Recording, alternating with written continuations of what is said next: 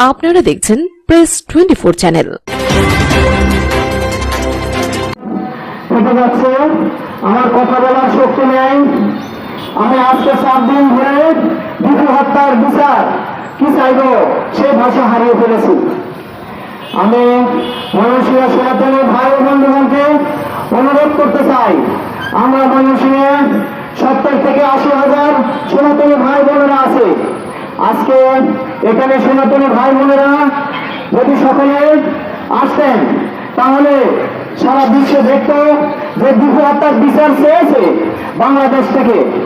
তারপরেও যারা এসেছেন তাদেরকে ধন্যবাদ জানাচ্ছি বাংলাদেশ জাতীয় হিন্দু মহাজোটের পক্ষ থেকে। আমরা বাংলাদেশ জাতীয় হিন্দু মহাজোট এমন একটি সংগঠন, যে সংগঠন আমাদের নাম দিয়ে ব্যবহার করি না। আমরা বাংলাদেশ জাতীয় হিন্দু মহাজোট আমরা সবসময় নিজেকে প্রকাশ করার জন্য সংগঠন করি না। আমরা মানবতার জন্য কাজ করি। আমরা স্বেচ্ছাসেবী একটা সংগঠন, যারা আজকে প্রমাণ করে দিল, আমাদের এই ময়মনসিংহবাসী অনেকে প্রমাণ করে দিল যে মানবতাবাদের সাথে আমরা আছি। যারা নেই তাদেরকে আমরা ধিক্কার জানাই। তাদের মানবতা হৃদয়ে নেই। এখন আমি দীপু হত্যার বিষয়ে আমি একটু কথা বলবো। আমরা গতকালকে দুপুর বাড়িতে গিয়েছিলাম, গিয়ে আমরা ওখান থেকে আর আসতে মন চাচ্ছে না। তাদের হৃদয় বিদারক ঘটনা দেখে, তাদের অবস্থা দেখে, তারা একটা দরিদ্র পরিবার, যে পরিবার সে বাটন মোবাইল চালায়, তাদের একটা স্মার্ট মোবাইল নেই, কিন্তু এই দীপুকে হত্যা করে আমাদেরকে প্রমাণ করে দিয়েছে। এই দীপুকে হত্যা করে হাজার হাজার মানুষ উল্লাস করে প্রমাণ করে দিয়েছে আমরা তাদের সাথে বসবাস করছি। কারণ এখানে মানবিকতার লোক ছিল কিনা আমার সন্দেহ হচ্ছে, এবং আমার ধারে পাশে মানবিকতার লোক আছে বলে আমার মনে হয় না। কারণ এই দীপু একটা প্রমাণ করে, ধর্মকে যারা ব্যবহার করে তারা প্রমাণ করে দিল যে ধর্মের বিরুদ্ধে উস্কিয়ে আমরা হত্যা করতে পারি। তাই আমি দীপু হত্যা কেন বলবো? দীপু হত্যা শুধু নয়, আমরা কি কি ঘটনা ঘটেছে আমরা বিগত সময়ে আমরা দেখেছি। হবিগঞ্জে পুলিশ সন্তোষ নামের এক ব্যক্তিকে গাছে ঝুলিয়ে হত্যা করেছে। সেই ঘটনা আপনারা পাবেন কিভাবে হত্যা করেছে। খুলনার উৎসব মন্ডল আমরা তাকে রক্ষা করতে পেরেছি, কিন্তু আজকে কি অবস্থায় আছে আমরা তা জানি না। ছেলে সহ বাবার যে ঘটনা, এই একই ধর্মীয় অবমাননা, মিথ্যা ধর্মীয় অবমাননা, ওই টাকা পয়সা নিয়ে ঘটনা। ফরিদপুরের হৃদয় পাল আমরা দেখেছি। আমরা বুয়েট শিক্ষার্থী শ্রীশান্ত পুরো হিন্দু সম্প্রদায়ের ধান কেটে নিয়ে গেছে। যশোরে দেখেছে ওই ফ্যাসিবাদী সরকারের দোসর বলে হিন্দু ছেলেকে ওখানে মেরে ফেলতেছে। আরো ঘটনা ঘটছে হয়তো কোথাও না কোথাও, কয়টা বর্ণনা দেব। এটা তো এই সরকারের আমলে, এই 18 মাসে, তাই ক্ষান্ত নয়। বিগত সরকার যে করে গেছে তারই বহিঃপ্রকাশ আজকে আমরা দেখতে পাচ্ছি। বিগত সরকার দেখেন, ফ্যাসিবাদ সরকার আমাদেরকে কি করে গেছে। আমরা এখানে দাঁড়িয়ে তাদের বিরুদ্ধে বলেছি। আমরা যখনই এখানে মানববন্ধনে দাঁড়াই তখনই বলে যে এরা সরকার বিরোধী। আমরা কখনো সরকার বিরোধী নয়, আমরা মানবতার বিরোধী। আমরা বিগত সরকারের সময় সালনার ঘটনায় দেখেছি জুলুম দাসের বিষয়। আমরা বিগত সরকারের সময় দেখেছি ব্রাহ্মণবাড়িয়ার নাসিরনগরের বিষয়। বিগত সরকার দেখেছি 2021 সালে দুর্গা পূজার এমপি পাহাড়ের গোটা ইকবাল তরির ঘটনা। আমরা দেখেছি রংপুরের ঘটনা, আমরা দেখেছি রামন ঘটনা। কোন একটার বিচার জনসমক্ষে দেয়নি বিগত ফ্যাসিবাদী সরকার। আজকে তাদেরকে পালাতে হয়েছে। আমরা এখানে দাঁড়িয়ে বলেছি আপনি পালাতে হবে। আফগানিস্তানে যেমন পাখা ধরে পালাতে হয়েছে অনেককে, আপনাকে পালাতে হবে। এই হাসিনা সরকারকে আমরা বলেছি, কিন্তু এই হাসিনা সরকার আমাদের সুষ্ঠু বিচার করেনি এই অন্যায়কারীদের।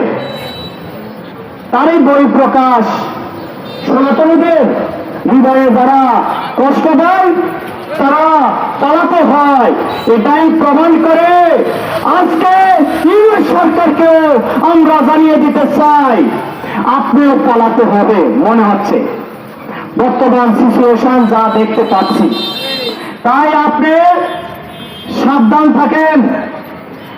আপনার ধারে পাশে যারা আছে মৌলবাদী চক্র, তাদেরকে আপনি নিয়ে বসবাস করছেন, আপনি সরকার চালাচ্ছেন, তাদের থেকে সাবধান থাকেন।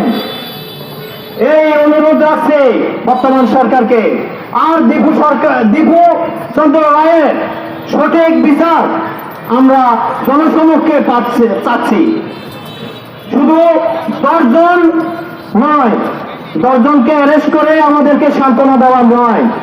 এখানে হাজার হাজার মানুষ উল্লাস করেছে, ভিডিও ফুটেজ আছে। এই হাজার হাজার মানুষ থেকে বাছাই করে করে সরকার চাইলে সকলকে অ্যারেস্ট করতে পারবে। তাই বর্তমান গোয়েন্দা বিভাগ, পুলিশ প্রশাসন সকলকে আবার অনুরোধ জানাচ্ছি, আমরা এই ধরনের দীপুচন্দ্র দাস বিচার যাতে সঠিকভাবে হয়। যদি সঠিক না হয় এই ধরনের ঘটনা বারবার ঘটবে। কালকে আবার আমি হয়ে যেতে পারি সেই দীপু দাস, আজকে কালকে আরেকজন হয়ে যেতে পারে আরেক দীপু দাস। আমরা কেউ কি দীপু দাস হতে চাই? আমরা সনাতনীরা আর দীপু দাস হতে চাই না। আমরা ভূমিপুত্র। এই সনাতনীদেরকে ভূমি দখল করেছে 26 লক্ষ একর ভূমি। আজকে সেই বই প্রকাশ হচ্ছে যেই সনাতনীরা যাতে 0% নিমজ্জিত হয়। আজকে এই দীপু দাসকে মেরেই ক্ষান্ত নয়, মুসলিম ভাইদেরকেও হত্যা করছে বিভিন্ন জায়গায়। তাই সুষ্ঠু বিচার যদি যে দেশে নাই, সেই দেশে এই ধরনের দীপু দাস তৈরি হবে।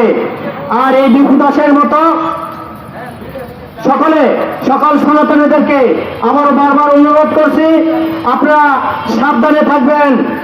এই দীপু দাস হওয়ার মতো ঘটনা যাতে আমাদেরকে আর প্রভাবিত না করতে পারে, সেই কারণে আমরা সাবধানে থাকব।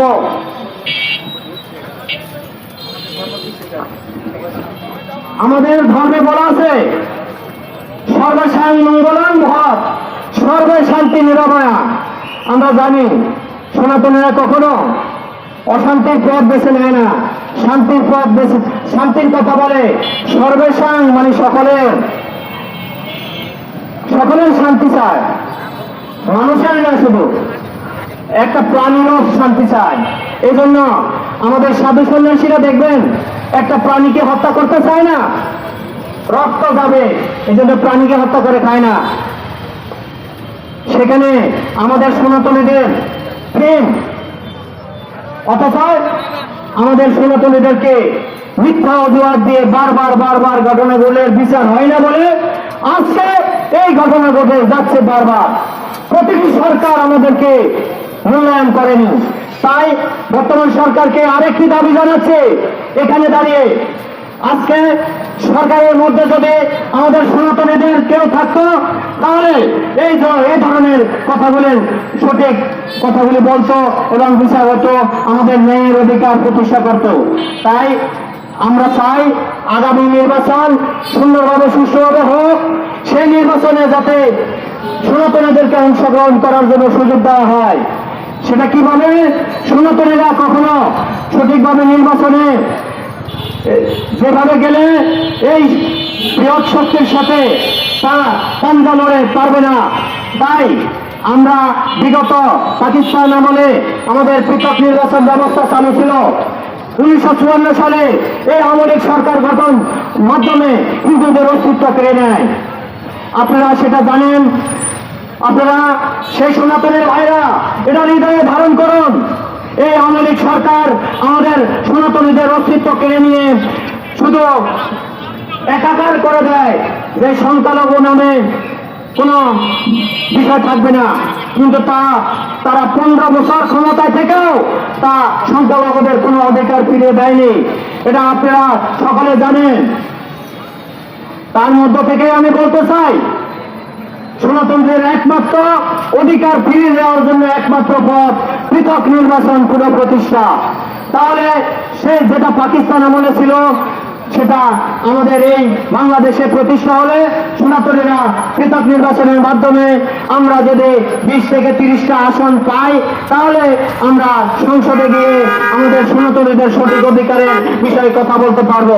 এই আশাবাদ ব্যক্ত রেখে আমি বর্তমান পুলিশ প্রশাসন এবং গোয়েন্দা বিভাগের সকলকে ধন্যবাদ জানিয়ে এবং ময়মনসিংহ শাখার সকল সদস্যবৃন্দ এবং সনাতনী ভাই বোন এবং মানবতাবাদী সকল সংগঠনকে ধন্যবাদ জানিয়ে আমি আমার সংক্ষিপ্ত বক্তব্য শেষ করছি। ধন্যবাদ। এখন আমাদের মাঝে বক্তব্য রাখবেন এবং সমাপনী বক্তব্য রাখবেন বাংলাদেশ জাতীয় হিন্দু মহাজোটের সভাপতি বীর মুক্তিযোদ্ধা নিফাস রঞ্জন সরকার এবং উনি বক্তব্য দিয়ে আজকের অনুষ্ঠান বিক্ষোভের মাধ্যমে শেষ।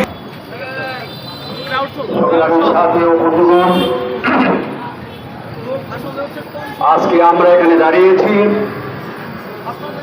দীপু দাস তার মৃত্যুর প্রতিবাদে, তার নৃশংস মৃত্যুর প্রতিবাদ সেখানে আমরা দাঁড়িয়েছি।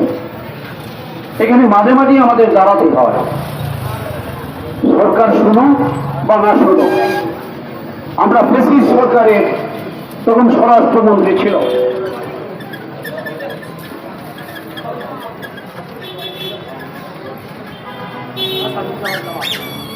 কামাল সাহেব।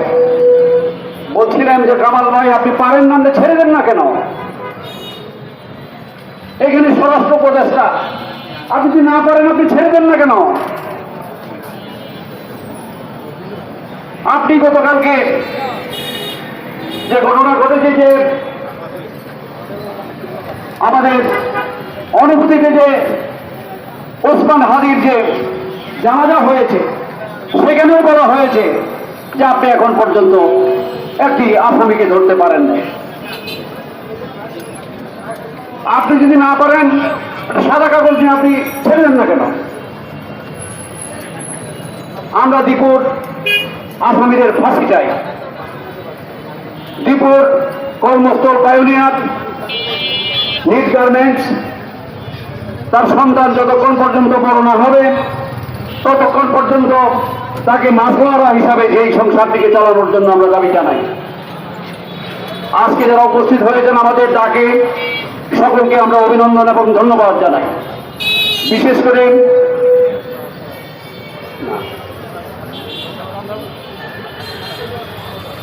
আমরা ডিএসবির সুপারিনটেন্ডেন্ট মহোদয় যাদেরকে পাঠিয়েছেন সকলকে আমি অভিনন্দন এবং ধন্যবাদ জানাই। আমরা এতটুকু অবস্থায় আছি, একটা পুলিশ প্রশাসনের হাতে একটা পানির বোতল আমরা পর্যন্ত দিতে পারি না। আমরা সব সময় আমরা চেষ্টা করি একটা নিরপেক্ষভাবে এই দেশটা পরিচালিত হোক।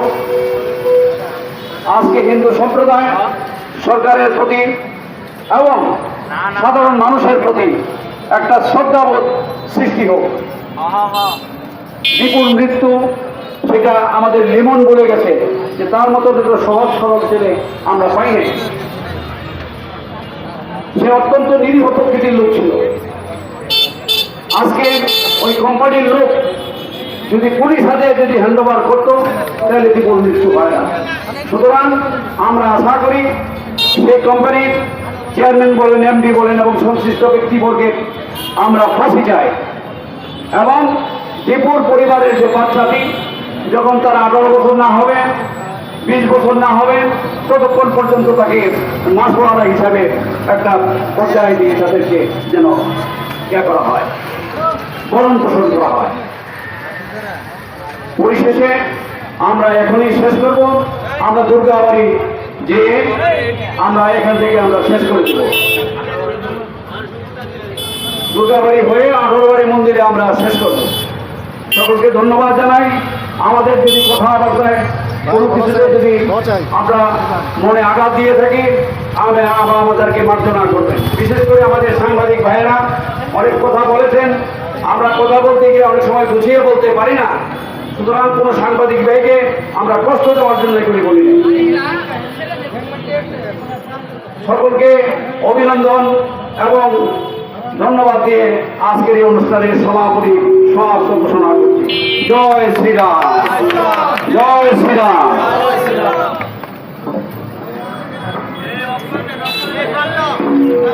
দাসের রক্ত, আমার ভাইয়ের রক্ত, তুমি কে আমি কে, তুমি কে আমি কে, কুরুক্ষেত্রের হাতিয়ার গর্জে উঠুক আরেকবার, action to action, direct action, Hindu সমাজের অ্যাকশন, লেগেছে রে লেগেছে,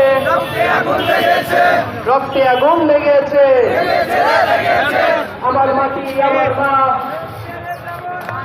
আমার মাটি আমার মা, কথায় কথায় বাংলা ছাড়, বাংলা কি তোর বাচ্চাদা, কথায় কথায় বাংলা ছাড়, জাগো রে জাগো, জাগো রে জাগো, জয় শ্রীরাম, জয় শ্রীরাম। আমার ভাইকে মারলো কেন, আমার ভাইকে মারলো কেন, আমার ভাইয়ের রক্ত, টিপু দাসের রক্ত, তুমি কে আমি কে, কুরুক্ষেত্রের হাতিয়ার গর্জে উঠুক আরেকবার, রামায়ণের হাতিয়ার, action to action, direct action, জেগেছে রে জেগেছে, সনাতনী জেগেছে, আমার মাটি আমার মা, আমার মাটি আমার মা, কথায় কথায় বাংলা ছাড়, বাংলা কি তোর বাচ্চাদা, জাগো রে জাগো, জাগো রে জাগো, আমার ভাইকে মারলো কেন, জবাব চাই, টিপু দাসের রক্ত, টিপু দাসের রক্ত,